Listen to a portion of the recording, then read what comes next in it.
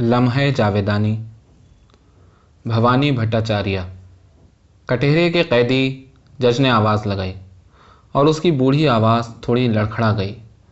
ऐसा लगा कि वो अपने गोल सुनहरे चश्मे से मेरी जानिब देख रहा है, लेकिन दर हकीकत वो कहीं और देख रहा था। कटहरे के कैदी, जज ने फिर कहा, और चूंकि मैंने उसके काले अल्पाका के कोट के अंदर उसके बूढ़े दिल की धड़कन और मेरी रिहाई के सिलसिले में उसके दिल में पड़ी हुई गांठ को महसूस किया, जिसे बहरहाल मुझको ही खोलना और काट कर फेंकना था, मैं मुस्कुराई, पूरी गर्मजोशी और हौसले के साथ मुस्कुराई, जैसे एक शख्स अपने बाप के लिए महसूस करेगा। और मेरी निगाहें दूसरी तरफ बड़ी मेज़ पर पड़ी काली टोपी को घूरने लगीं, जिसके बारे में वार्डन खातून ने गुज़िश्ता शब मेरी कोठरी का दरवाज़ा मुकफ़्फ़ल करते हुए मानी खेज़ लहजे में बताया था। वो पहले काली टोपी को उठाकर अपने सर पर रखेगा ताकि वो यम यानी मौत के फरिश्ते की तरह दिखाई दे, और तब वो हुक्म सज़ा सुनाएगा और सिर्फ 10-12 अल्फाज की अदायगी के साथ एक ज़िंदगी ख़त्म कर देगा। टोपी पहन लो, मैंने दिल ही दिल में कहा, और बोलो एक इंसाफ पसंद आदमी की तरह। उसे परेशान देखकर मुझे उस पर तरस आया और उसकी नरम दिली पर प्यार। उसके चेहरे पर झुर्री की गहरी लकीर आँख की निचली पलकों से उसके पतले मुंह के कोने तक फैली थी, जहाँ मूंछ का निशान नहीं था, और फिर उस लकीर को काटती हुई एक दूसरी लकीर, और जैसे हर झुर्री में एक कहानी पोशीदा हो, काली टोपी की तवील दर्द की कहानी। तब मुझे कपकपी सी महसूस हुई। नहीं, मैंने अपने गले में शदीद दर्द के एहसास की फांस सी महसूस की। जज के चेहरे पर शफ़क़त की झलक नुमायाँ थी। हाँ, शफ़क़त। क्या टोपी आज पहनी नहीं जाएगी? क्या आज इंसाफ की शिकस्त होगी? अबदियत मेरे इंतज़ार करने के उस एक लम्हे में पिन्हा थी, जिस लम्हे में मैं जवाब की मुंतज़िर थी। एक लम्हा जो खुलासा है, जो कुछ भी अब तक हुआ उसका निचोड़। ये बिल्कुल वैसे ही है जैसे एक डूबते हुए शख्स की हालत उस वक्त होती है जब मौत को गले लगाते हुए वो ज़िंदगी के लिए आखिरी सांस भी ले रहा होता है।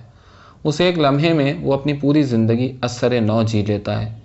कोई मजाक़ा नहीं कि मैं ना तो किसी नदी या नाले में डूब रही थी, न ही दर्द के आंसुओं में, न किसी गम में और न ही खुशी में, बल्कि मैं डूब रही थी उस चीज़ में जिसकी दुनिया और खुदा दोनों दुआ देते हैं, और उस शय का नाम है रहम। नहीं, ऐसा नहीं हो सकता। अभी भी वक्त और उम्मीदें बाकी थीं। जज के नीली रगों से भरे हाथ कमीज़ की आस्तीन से बाहर नमूदार हुए और टटोलते टटोलते काली टोपी की तरफ बढ़ने लगे। कटहरे के कैदी, सोना मोना की माँ अभी आई। मैंने उसके पुकारने पर जवाब दिया, क्योंकि मैं उन दोनों को उस वक्त नल के नीचे नहला रही थी। सोना इतनी छोटी थी कि दीवार में 4 फुट की ऊंचाई पर लगे नल के नीचे आराम से खड़ी हो सकती थी, लेकिन जैसे ही पानी उसके नंगे जिस्म पर पड़ना शुरू होता तो वो खुशी से चीखना, उछलना, कूदना शुरू कर देती, और अगर कोई उसे मना न करे तो वो अपना सर नल के मुंह से दे मारे। ऐसा 2 बार हो चुका था, लेकिन फिर भी वो नहीं मानती थी। नल से बहता पानी उसे बेकाबू कर देता था। मोना एक छोटे लोहे के टप में ही नहाती थी, जिसमें वो पैर मोड़कर बैठ जाती और अपनी बहन के खेल के साथ तालमेल करके खुद भी गुड़गुड़ाती रहती। अब यहाँ भी एक आदमी को मोहतात रहना होता, वरना मोना अपनी छोटी हथेली में पानी उठाकर अपने बेदांत के मुंह में डाल लेती।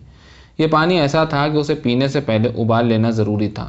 यूं शहर के गरीब मुतवस्सित तबके के लोग नल के पानी के साथ इस कदर एहतियात नहीं बरतते कि ये एक बार छन कर ही सप्लाई होता था, लेकिन बच्चों के मामले में कोई इस कदर गैर मुहतात नहीं रह सकता था, ऐसा उसने सोचा।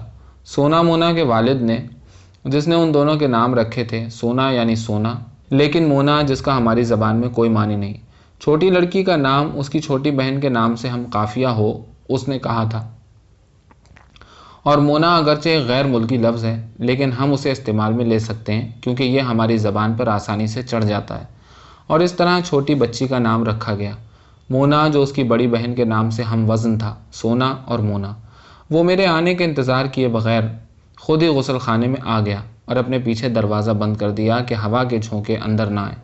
उसे देखते ही मुझे 6-7 साल पहले का वो मंज़र याद आया जब हमारी शादी हुई थी। उस वक्त भी उसका चेहरा ऐसे ही पतला था, गाल की हड्डियाँ उभरी हुई थीं और आंखों के गिर्द गहरे हल्के थे जो बहुत ज़्यादा सोचने और न सोने की वजह से बन गए थे। उसने शादी अपनी दादी की ज़िद पर की थी, क्योंकि दुनिया में सिर्फ दादी ही थी जिसे वो अपना कह सकता था, अपना बहुत ही करीबी। फिर खिलाऊंगा कहाँ से? उसने दलील पेश की कि उसकी पहली नौकरी, जो दुकान में मुहर्रिरी की नौकरी थी, अभी हाल ही में छूट गई थी। बूढ़ी माँ ने दलील पेश की, याद रखो, तुम्हें बहुत जल्द एक बहुत अच्छी नौकरी मिल जाएगी और तुम तरक्की करते करते थोड़े तवक्कुफ के बाद पुलिस में सब इंस्पेक्टर बन जाओगे। वो हंसा और बोला, तब तो मुझे ज़रूर सिपाही के ओहदे से शुरू करना चाहिए। जब ही तरक्की करते करते सब इंस्पेक्टर बनूंगा। बेटे, हमारे ज़माने में एक पुलिस सब इंस्पेक्टर खुदा का नेमुल बदल होता था। लेकिन तुम मेरे अल्फाज याद रखना, मेरे बच्चे, तुमने कॉलेज की तालीम हासिल की है और तुम हाई कोर्ट के जज बनोगे। बूढ़ी माँ ने उसके चेहरे के तमस्खुर को देखकर मुस्कुराते हुए कहा। उसने अपनी दादी के इस तरह यकीन दिलाने पर शादी कर ली, या फिर शायद इस वजह से कि एक कोयले के व्यापारी की दुकान में उसे नौकरी मिल गई थी। लेकिन ये फिक्र उसे हमेशा लगी रही कि अगर ये नौकरी भी छूट गई तो क्या होगा, और उसकी नींद हराम हो गई और आंखों के गिर्द गहरे हल्के पड़ गए। लेकिन फिर भी उसके चेहरे पर एक चमक बाकी थी, और यह चमक भी गुज़श्ता 1 साल से जाती रही, जब से उसकी दूसरी नौकरी भी जाती रही, क्योंकि वहाँ हेड क्लर्क के भतीजे को नौकरी दिलानी थी। अब वो दिन रात नौकरी के लिए सरगर्दा फिरने लगा, यहाँ तक कि नींद में भी, और उसका चेहरा और पतला हो गया और उसकी नाक गाल की हड्डियों के मुकाबले ज़्यादा उभर कर भारी हो गई। उसकी आंखें गढ़ों में और अंदर धंस गईं और मैं कुछ भी न कर पाई जिससे उसे थोड़ी सी भी राहत मिलती। हालांकि मैं उसकी एक दिन की खुशी के लिए 100 बार मौत को गले लगा सकती थी, लेकिन मैं बेबस थी कि मुझे गुजारे के लिए कुछ हासिल कर लेने का फ़न नहीं मालूम था। मैं अपनी रूह के अलावा और कुछ भी दे सकती थी, लेकिन इंसानी रूह की कीमत ही क्या है? उसकी कीमत ज़िंदगी के ढांचे में चावल की एक बाली से भी कम है। सोना मोना की माँ, उसने पुरजोश आवाज़ में कहा। चेहरा तमतमाया हुआ था। उसकी तरफ देखते हुए मैंने अपना हाथ साड़ी में पोंछा और उसकी पेशानी को छू कर देखा। हाँ, पेशानी बहुत गर्म थी। उसने मेरा हाथ अपने हाथ में पकड़ते हुए कहा, एक ख़त आया है। बस की नौकरी का? उन दिनों वो उसी ख़त का इंतज़ार कर रहा था और डरता रहता कि कहीं ऐसा ना हो कि ख़त ना आए। उधर मेरी फ़िक्र का मरकज़ उसका बुखार से तपता जिस्म था। डॉक्टर को दिखा लो, मैंने गुजारिश की, जैसे मैं पहले भी महीने में 100 बार गुजारिश कर चुकी थी। क्या होगा अगर तुम और ज़्यादा सख्त बीमार हो जाओ? वो लोग मुझे कंडक्टरी की नौकरी दे रहे हैं, वो बोला। मैं अगले माह की 1 तारीख से नौकरी शुरू कर दूंगा। सुना तुमने, आज 25 तारीख है। तुम्हारे लिए क्या ख़रीद कर लाऊं?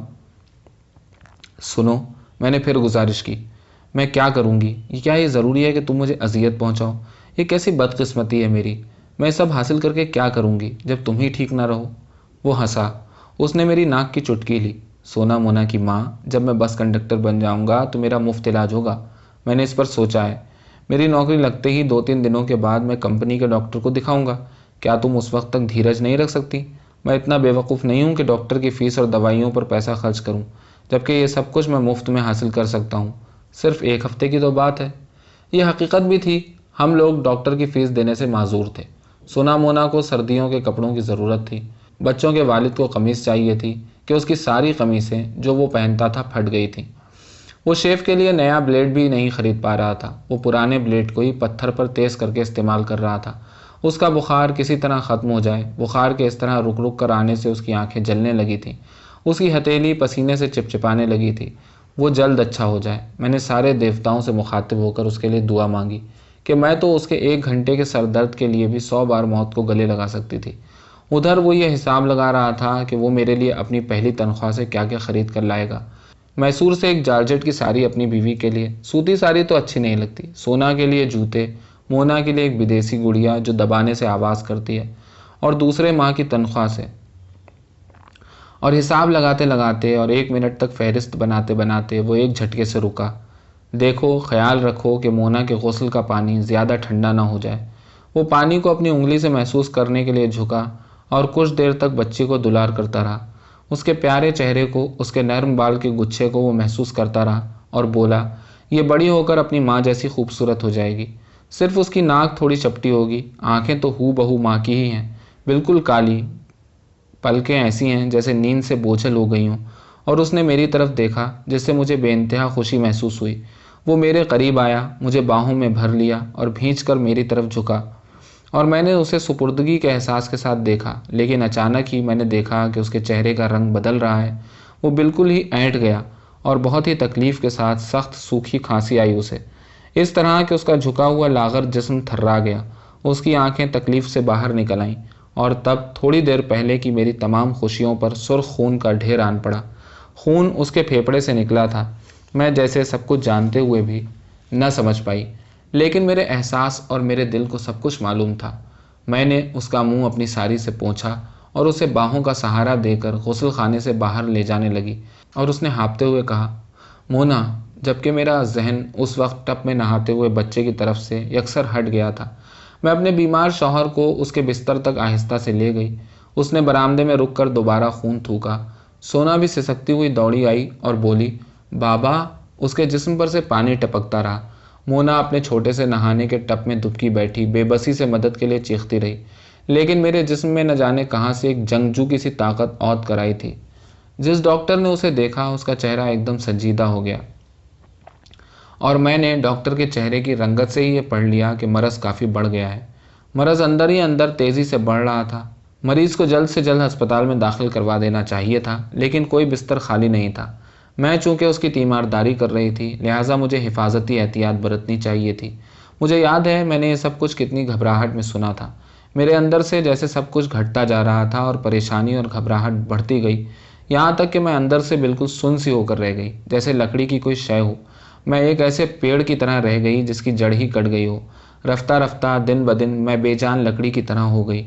पड़ोसन बच्चों को खाना खिलाती। मेरे पास ना तो अब कोई वक्त ही था और ना ही जहन उन लोगों के लिए कुछ करने के लिए चाह रहा था। अब मेरी ज़िंदगी का हर पल मेरे शौहर के लिए वक्फ था। हर लम्हा उसकी तकलीफ़ के साथ हमाहंग हो गया था। फिर भी मैं मायूस नहीं थी। मैं अपनी रूह की गहराई से हालात का मुकाबला करने के लिए आमादा थी और मैं हारना नहीं चाहती थी, चाहे इसके लिए मैं खुद ही क्यों ना बर्बाद हो जाऊं। मुझे सावित्री का ख्याल आया, जो कदीम हिंदू देवमालाई कहानियों की हीरोइन है। जब उसका शौहर सत्यवान मर गया और यम उसकी रूह पर कब्जा करके ले जाने लगा, तो सावित्री यम यानी मौत के देवता के पीछे चल पड़ी। आखिरकार मौत के देवता ने उसकी तरफ मुड़कर देखा और उससे पीछा छुड़ाने के लिए सावित्री से कहा कि ज़िंदगी के अलावा कोई भी चीज़ मांग लो। सावित्री को किसी और चीज़ की ज़रूरत ही नहीं थी, लिहाजा यम फिर चल पड़ा, लेकिन वो बदकिस्मत औरत उसके साथ साई की तरह लगी रही। दुनिया के सारे ऐशो आराम ले लो, यम ने झुंझला कर कहा, लेकिन सावित्री को दुनियावी ऐशो आराम की भी ज़रूरत नहीं थी। लिहाजा उसने एक आशीर्वाद मांग ही लिया, मुझे 7 बच्चों की माँ बनने का आशीर्वाद दे दो। यम ने उसकी इस ख्वाहिश की तकमील की मंजूरी दे दी। तब सावित्री ने फिर कहा, लेकिन मैं 7 बच्चों की माँ कैसे बन पाऊंगी जबकि मेरा शौहर जिंदा है ही नहीं। एक हिंदू औरत का तो एक ही शौहर होता है और जन्मों जन्मों तक वो सिर्फ शौहर की पत्नी होती है। यम अपने ही अल्फाज के जाल में फंस गया था और अब उसके नज़दीक दूसरा कोई रास्ता नहीं रह गया सिवाय इसके कि सत्यवान की रूह को वापस उसी के जिस्म में डाल दे। मैंने अपने अंदर उसी सावित्री को महसूस किया, सावित्री जो हर औरत में होती है। मैं शिकस्त नहीं खा सकती उस वक्त जब तक मैं खुद न बर्बाद हो जाऊं। एक दिन उसने बहुत ज़्यादा खून की उल्टी की, सांस लेने की जिद्दोजहद से पसलियां चटकने लगी। उसने आहिस्ता से कहा, तुम मेरे बाद सोना मोना का ख्याल रखना। इस बात का जवाब देते हुए मेरे मुंह में जैसे कड़वाहट भर गई। हम तीनों की ज़िंदगी तुम्हारे बगैर बेकार है। हम तीनों तुम्हारे दम से ही जिंदा हैं। तुम्हारे साथ हम तीनों भी मर जाएंगे। वो परेशान हो गया और जवाब देने की कोशिश में अल्फाज उसका साथ न दे सके और उसने दम तोड़ दिया। डॉक्टर ने उसकी नब्ज़ देखी और मेरी हमदर्दी में तजहीज़ व तकफ़ीन की जिम्मेदारी भी अपने सर पर ले ली। मुझे अभी तक याद है, यहाँ तक मेरा जहन बिल्कुल सही काम कर रहा था और मुझे सब कुछ बिल्कुल साफ साफ याद है, लेकिन फिर अचानक ही न जाने कैसे मेरे जहन पर पागलपन का दौरा पड़ा। उसके बाद क्या हुआ मुझे कुछ भी ठीक ठीक याद नहीं, बस कुछ धुंधले धुंधले खाके से याद रह गए हैं।